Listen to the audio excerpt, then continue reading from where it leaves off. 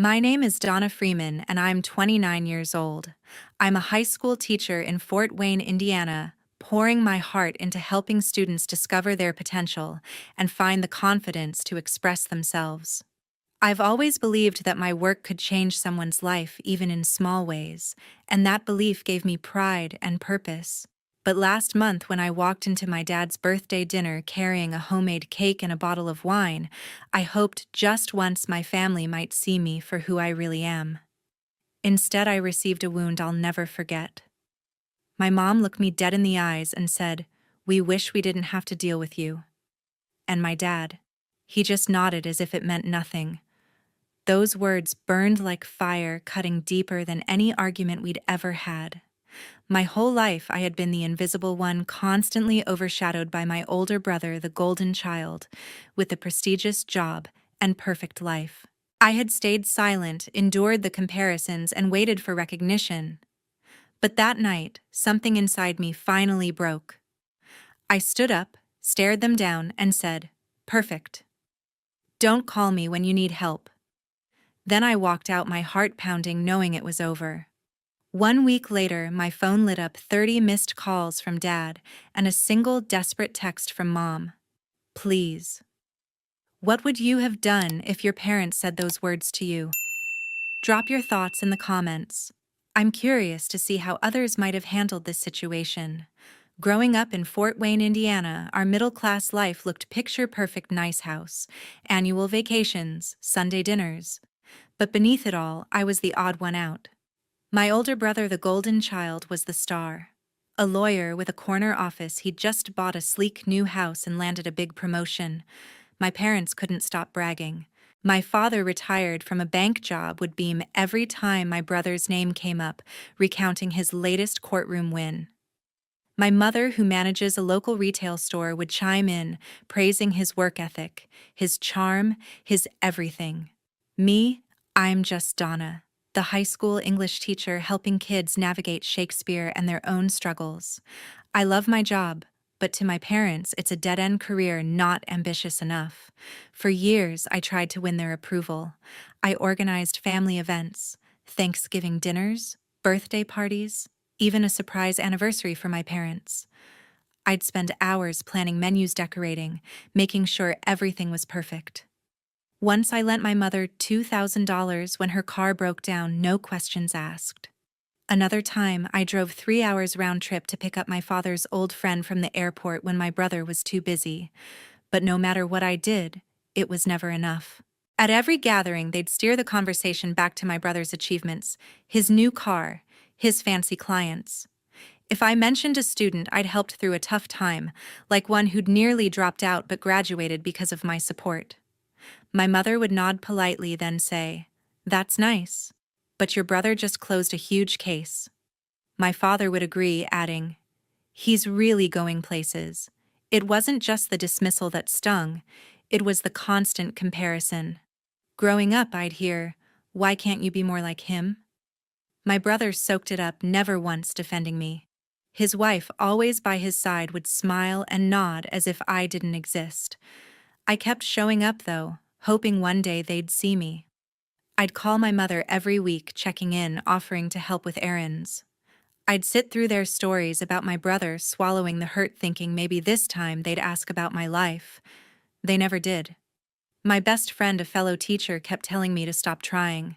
"They don't deserve you," she'd say over coffee at our favorite Fort Wayne diner. She was right, but I couldn't let go. Family's supposed to matter, right? The worst part was how they took me for granted. Last year, I spent weeks organizing my father's retirement party. I booked the venue, sent invites, even paid for half the catering, $500 out of my own pocket. My brother showed up late, gave a quick toast, and got all the credit. My parents thanked him for making it special.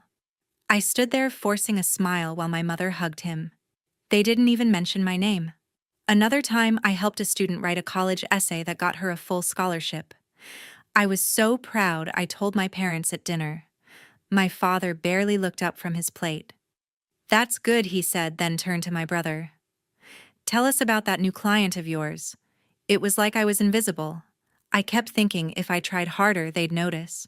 I'd bring homemade desserts to dinners, offer advice when my mother complained about work, even help my father with his taxes when my brother didn't have time. But nothing changed. My brother was their pride and joy. I was just the backup. My best friend saw it clearly. "They're using you," she said one night as we graded papers together. "You're worth more than this." I wanted to believe her, but walking away felt impossible. Family's supposed to stick together even when it hurts. So I kept showing up, hoping for a moment when they'd see me as more than a disappointment. That hope carried me right into my father's birthday dinner, where everything was about to change. That evening felt heavier than usual.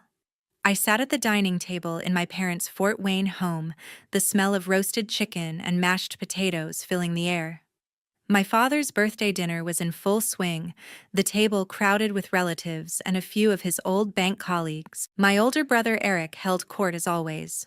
He leaned back in his chair, grinning as my mother gushed about his latest triumph, a big promotion at his law firm. "He's running the whole department now," she said, her voice dripping with pride. "And that new house of his 3 bedrooms, modern kitchen, just stunning." My father nodded, raising his glass. To Eric, making us proud. Everyone cheered, clinking glasses, while I forced a smile, my fork poking at my plate. His wife, sitting next to him, beamed like she'd won the lottery. I'd heard it all before, the endless praise for Eric's achievements. But I thought tonight might be different. I'd had a tough week at school, but also a win. One of my students, a quiet girl named Lily, had been struggling with panic attacks, barely showing up to class. I'd spent weeks talking her through it, connecting her with a counselor, even helping her rewrite a late essay to pass English. She'd just told me she was back on track, even thinking about college. It felt like a small victory, the kind that keeps me going. So when the table quieted for a moment, I took a deep breath and spoke up. "I had a good week too," I said, looking around. "One of my students was in a rough spot, but I helped her through a crisis. She's doing so much better now." The words barely left my mouth before my mother cut in. "That's nice, Donna," she said, her tone flat like she was humoring a child. "But teaching's such a simple job. Have you thought about doing something bigger like Eric? Maybe go back to school, get a real career?" The table went silent. My father looked down at his plate, not saying a word. Eric smirked, swirling his wineglass. His wife glanced at me, then away like she hadn't heard. My cheeks burned, but I tried again. "It's not simple," I said, my voice tighter. "This girl was falling apart. I spent hours helping her, and now she's got a shot at college." My mother waved a hand, dismissing me. "That's sweet, but let's be real. Eric's out there winning cases, buying property. You should aim higher, Donna." I gripped my napkin, my knuckles white. I wanted to scream that teaching wasn't lesser, that helping a kid like Lily mattered. But the words stuck in my throat. My father finally looked up, but only to say, "She's right, Donna. You could do more." Eric leaned forward, his voice smug. "Teaching's fine, but it's not exactly changing the world, is it?" His wife giggled, covering her mouth. The relatives murmured, some nodding, others avoiding my eyes. I felt like I was shrinking, my efforts reduced to nothing in their eyes. I'd spent years trying to prove myself, showing up for them, but here I was, invisible again. The conversation shifted back to Eric, his new car, his next big case. I sat there, barely touching my food, the chatter blurring into noise. My mother laughed at one of Eric's jokes, her eyes sparkling, while my father clapped him on the shoulder. I was just a guest at their table, not their daughter. Every word they said about Eric felt like a jab, reminding me I'd never measure up. I kept my head down, trying to hold it together, but inside I was boiling. I'd come to this dinner hoping for a moment of connection, but all I got was the same old script: Eric's the star, and I'm the disappointment. The dessert plates were cleared and the mood shifted. The chatter at my father's birthday dinner died down as my mother leaned forward, her wineglass in hand, a serious look on her face. "We need to talk about the future," she said, glancing at my father. The relatives fell silent, their eyes darting between her and my older brother Eric. I sat stiffly still, stinging from my mother's earlier dismissal of my work. My father nodded, folding his hands. "It's time we sorted out the estate," he said. "The house, the savings, everything we've worked for." My stomach twisted. I'd never heard them talk about this so openly, not with me in the room. My mother spoke first. "Eric's done so well," she said, her voice warm as she looked at him. "He's reliable, successful. It makes sense for him to handle most of it." Eric sat up straighter, his chest puffed out. His wife squeezed his arm, her smile wide. "We're thinking of leaving the house to you, Eric," my father added. "You've got a family, a future to build. It's only fair." I blinked, trying to process. The house where I'd grown up, where I'd carved my initials into the backyard tree, was being handed to my brother like I didn't exist. I opened my mouth to speak, but my mother kept going. "You're the one we can count on," she said to Eric. "Not everyone pulls their weight." That hit me like a punch. "What's that supposed to mean?" I asked, my voice sharp. The table went quiet. My mother raised an eyebrow like I'd overstepped. "Oh, Donna, don't make a scene," she said. "You know what I mean. Your teaching job, it's fine, but it's not like you're building anything substantial. You're more of a burden than a help." My heart stopped. A burden I'd spent years helping them, planning their parties, lending money, being there. My father didn't look at me, just sipped his coffee. Eric leaned back, his lips twitching like he was enjoying this. His wife stared at her plate, silent. I couldn't stay quiet. "A burden," I said, my voice shaking. "I've been there for you every time you needed me. I've given everything, and you call me that." My mother sighed like I was being difficult. "Donna, let's be honest," she said. "Eric's the one who's made something of himself. You're just there. We wish we didn't have to deal with you." The words landed like a blade. My father nodded, his face calm like he agreed completely. The relatives shifted uncomfortably, but no one spoke up. Eric's wife glanced at me, then away, her silence louder than words. I stood up, my chair scraping the floor. "You're wrong," I said, my voice low but steady. "I've given you more than you deserve." My mother rolled her eyes. "Don't be dramatic," she snapped. Eric chuckled, muttering, "Always making it about you?" I looked around the table at the faces that wouldn't meet my eyes. My whole life I'd tried to prove I was enough, but in that moment I saw the truth. They'd never see me. My father's nod, my mother's words. They weren't just a slip, they meant it. I grabbed my purse, my hands trembling. I wanted to scream, to flip the table, to make them feel the weight of their words, but I held it together barely.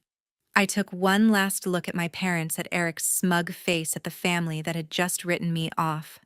I'd come to this dinner hoping for a shred of respect, but I was done begging for it.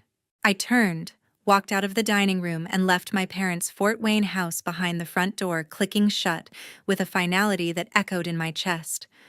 Outside, the cool night air hit me like a slap. I climbed into my car, hands trembling as I gripped the steering wheel.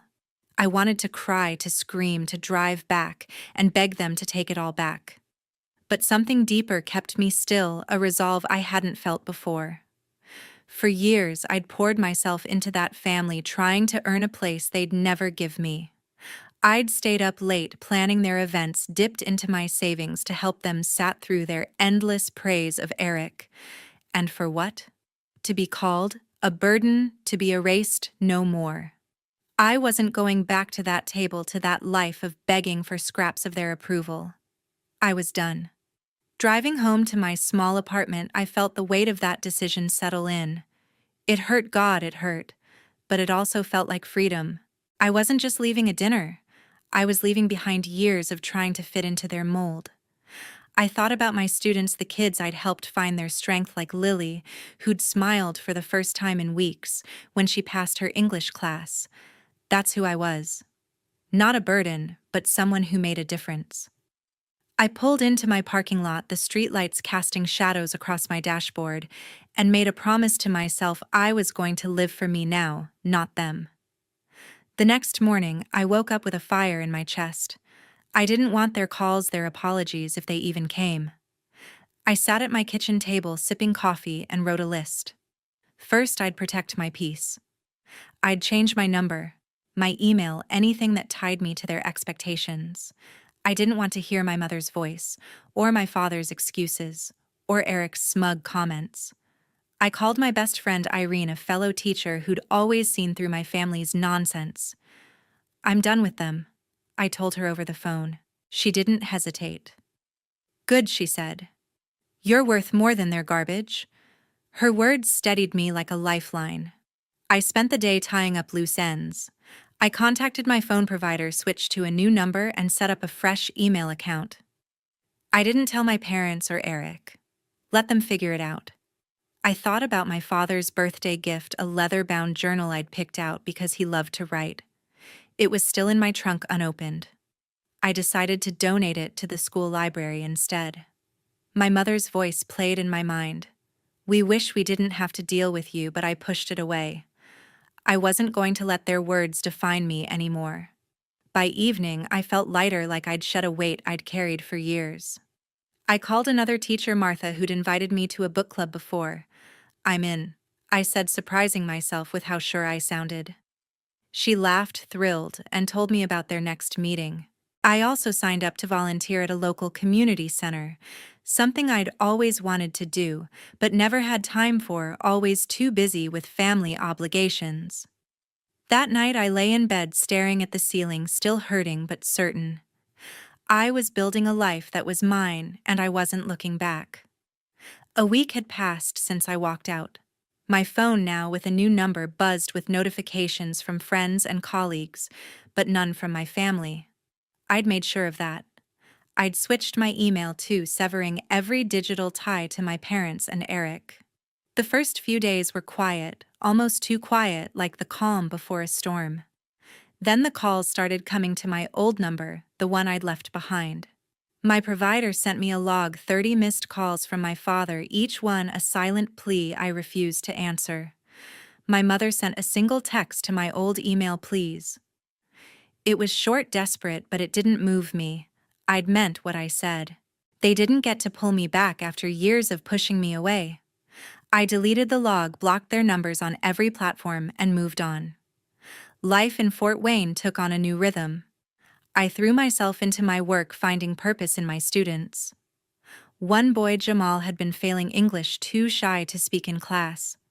I started meeting him after school, helping him analyze poetry, watching his confidence grow with every line he read aloud. His first A on a quiz felt like my victory too. Teaching wasn't just a job, it was my anchor. I leaned on Irene, my best friend who'd always had my back. We'd meet at a local cafe, sipping lattes, laughing over her dating disasters or my quirky lesson plans. "You're glowing," she said one day, her eyes bright. "This is the real you?" She was right. I was finding pieces of myself I'd buried for too long. The book club I'd joined with Martha, another teacher, became my sanctuary. We met every Tuesday at a cozy Fort Wayne library, discussing novels over wine and cheese. I dove into stories, classics like Jane Eyre, modern picks like The Nightingale, finding solace in characters who fought for their place in the world. One night I shared how Jane's resilience inspired me to stand up for myself. The group listened, nodded, and Martha squeezed my hand. "You're stronger than you know," she said. It felt like family, the kind I'd chosen, not inherited. I started speaking up more, sharing my thoughts without fear of being dismissed. The club wasn't just about books. It was about belonging.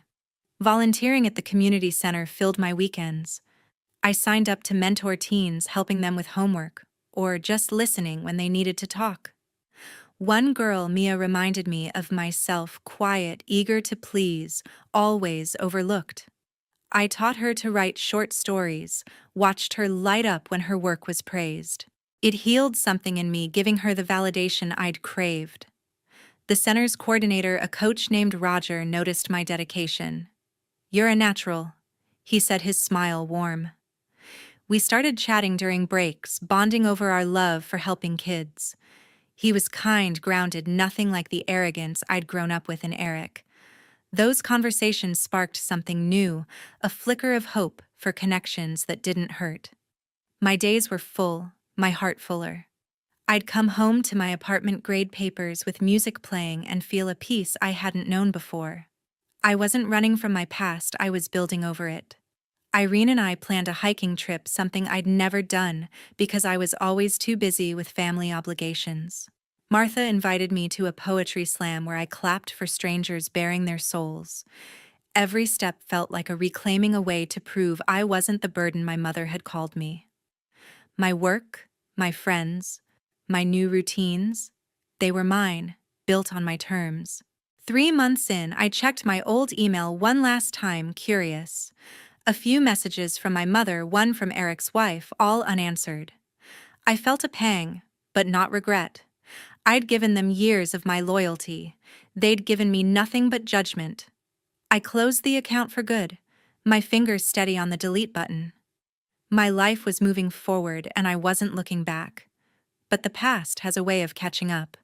6 months had passed, and my life felt like my own. Then, one Tuesday evening, as I was leaving the Fort Wayne Library after book club, an email pinged on my phone. It was from Wendy, my brother's wife, sent to my new email address. Someone must have given it to her. The subject line read, "We need your help." My stomach sank. I hadn't spoken to anyone in my family since the night I walked out. I opened the email expecting an apology, but instead, it was a plea. Eric had been charged with embezzling client funds, hundreds of thousands of dollars siphoned from his law firm's accounts. The news had hit Fort Wayne like a scandal splashed across local headlines. My parents, who'd pinned all their hopes on him, were ruined. They'd sold their house, the one they'd planned to leave to Eric to cover legal fees and debts. Now Wendy wrote they were broke, living in a cramped rental, and she and Eric were facing eviction. "Can we stay with you just for a bit?" she begged. "We have nowhere else to go." I sat in my car, the library's glow fading behind me, and reread the email. Eric, the golden child, had fallen. The man my parents had called reliable was a fraud. I felt a flicker of vindication, but it was drowned out by a deeper ache. They'd chosen him over me, and now their world was collapsing. I thought about my mother's words. My father's nod, the years I'd spent trying to prove I wasn't a burden. Wendy's email wasn't an apology, it was a demand, as if I owed them a lifeline after everything. I closed the email, my hands steady, and drove home. I wasn't going to let them back in. That night, I sat at my kitchen table, my laptop open, and drafted a response. I kept it short, cold, deliberate. "Wendy," I wrote, "I'm sorry you're in this mess. Contact a bankruptcy lawyer, there are good ones in Fort Wayne. I can't help beyond that." I didn't offer my apartment, didn't suggest a meeting. I hit send and shut my laptop. The next day, Wendy replied, her tone frantic. "Please, Donna, just talk to us. We're family." I read it once and deleted it. Family. They'd made it clear I wasn't part of theirs. I'd spent 6 months building a life without their judgment, and I wasn't going to undo it for their crisis. I leaned on Irene, my best friend, to process it. Over coffee at our usual cafe, I told her about the email. "They're desperate," I said, stirring my latte. Irene snorted. "They made their bed," she said. "Eric's a crook, and they bet on the wrong horse. You don't owe them anything." Her bluntness grounded me. I'd been so used to carrying their weight, planning their parties, lending money, that saying no felt foreign, but right. I changed the subject, telling her about a student who'd written a brilliant essay on Toni Morrison. Irene grinned proud, and we planned our next hiking trip. My life wasn't perfect, but it was mine, built with people who saw my worth. At the community center where I volunteered, I kept my focus on the kids. Mia, the teen I was mentoring, had just finished a short story for a local contest.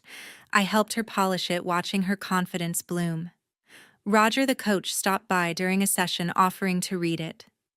"You're doing something real here," he told me, his voice warm. I smiled, grateful for the support. The center, the book club with Martha, my classroom. They were my anchors, not my family's drama. I heard through a mutual friend that my parents were struggling, borrowing money from relatives, their pride shattered. Eric faced jail time, his reputation in ruins. I felt a pang of pity, but it passed. They'd built their lives around his success, and now they were paying the price. I kept moving forward, my days filled with purpose. I didn't check my old email anymore, didn't look for their calls. Wendy sent one more message begging again, but I didn't reply. My silence was my answer. I'd given them enough years of my heart, my time, my loyalty. Now I was choosing myself. But some choices come with unexpected consequences.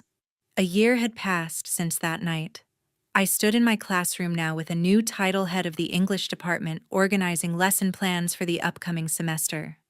The promotion had come after months of hard work mentoring students and leading curriculum changes.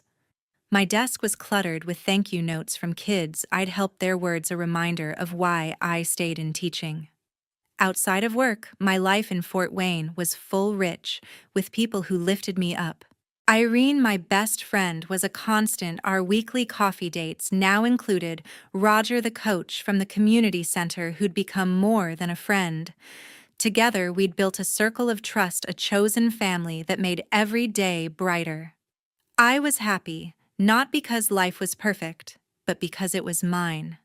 My days were a blend of purpose and joy. At school, I guided my department planning workshops to help teachers engage struggling students. One afternoon, I ran a session on creative writing, watching a shy freshman beam as her peers praised her story. It reminded me of my own journey, finding my voice, claiming my worth. After work, I'd head to the book club with Martha, another teacher, where we'd dissect novels and share laughs over glasses of Merlot. Roger joined us sometimes, his quiet humor grounding the group. Irene and I still hiked our latest trip through a snowy trail, leaving us breathless and giddy. I volunteered at the community center, mentoring teens like Mia, whose stories were now published in a local anthology. Each moment felt like a brick in the foundation of a life I'd built without my family's shadow. I heard about my parents and Eric through a distant cousin. Their financial ruin was complete. The money from selling their house hadn't been enough to cover Eric's debts or legal fees after his embezzlement conviction. My parents were scraping by in a small apartment, their savings gone, their pride shattered. Eric was serving a 3-year sentence, his law career over. Wendy had moved in with her sister, struggling to rebuild. They'd tried reaching out again through mutual friends, but I didn't respond. I'd given them my loyalty for years, only to be called a burden. Forgiveness wasn't something I could offer, not now, maybe not ever. Their choices had led them here just as mine had led me to this new life. One evening, as I sat with Irene and Roger at a local diner, I reflected on how far I'd come. Irene was teasing Roger about his terrible taste in music, and I laughed, feeling lighter than I had in years. I thought about the girl I'd been at that birthday dinner, desperate for approval, shrinking under my mother's words. That version of me was gone. I'd learned to love myself not for what I could prove to others, but for who I was: a teacher, a friend, someone who showed up for those who mattered. Irene caught my eye, sensing my quiet moment. "You okay?" she asked. I nodded, smiling. "Better than okay," I said. Roger squeezed my hand under the table, his warmth a steady reminder of the life I'd chosen. The biggest lesson wasn't about cutting ties or proving them wrong. It was about choosing myself every day in every decision. I chose to surround myself with people like Irene and Roger, who saw my worth without me begging for it. I chose my students who reminded me I could make a difference. I chose teaching not because it was flashy, but because it was meaningful. My family's downfall was a distant echo, a consequence of their own making. I didn't gloat, didn't dwell. I'd moved on, not out of spite, but because I deserved to. As I walked home that night, the Fort Wayne skyline glowing under a clear sky, I felt whole. My apartment was small, my life simple, but it was enough. I'd built something real, something lasting. The past was behind me, and the future was mine to shape.